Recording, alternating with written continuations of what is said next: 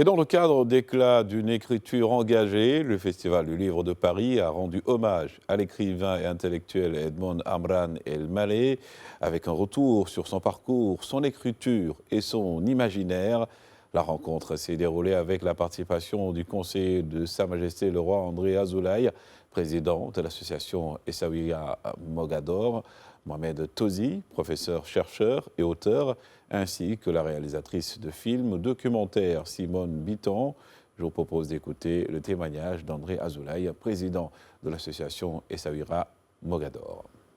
Sa compréhension,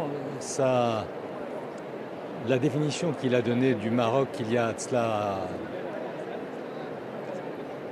60-70 ans, il était à la fois pionnier et visionnaire dans tout ce que aujourd'hui le Maroc incarne. Mais il l'a pensé avant nous, il l'a disserté avant nous là-dessus, il a milité et il nous a, à beaucoup d'entre nous, il nous a donné cette voie, il a ouvert cette voie d'un Maroc qui pouvait être pionnier, visionnaire et champion dans tellement de domaines. Mais il le faisait dans les années 60, il le faisait dans les années 70 et nous n'étions pas dans la configuration qui est celle d'aujourd'hui. Mais je voudrais aussi dire, parce que ça a été historique et décisif, le regard qu'il a porté sur la peinture contemporaine marocaine, le travail qu'il a fait, la relation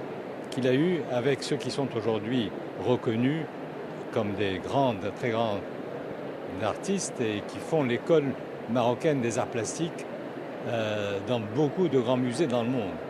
Mais au moment où ils étaient sur le côté de la route,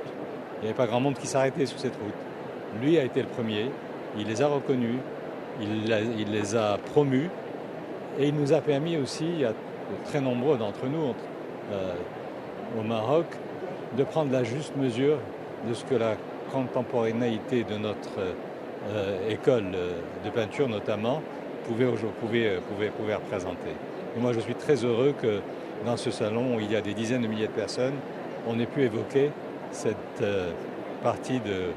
l'héritage, de l'œuvre et de la compréhension que Edmond Amran El Maleh a eue de ce que nos sculpteurs, nos peintres, nos villes, nos objets pouvaient représenter.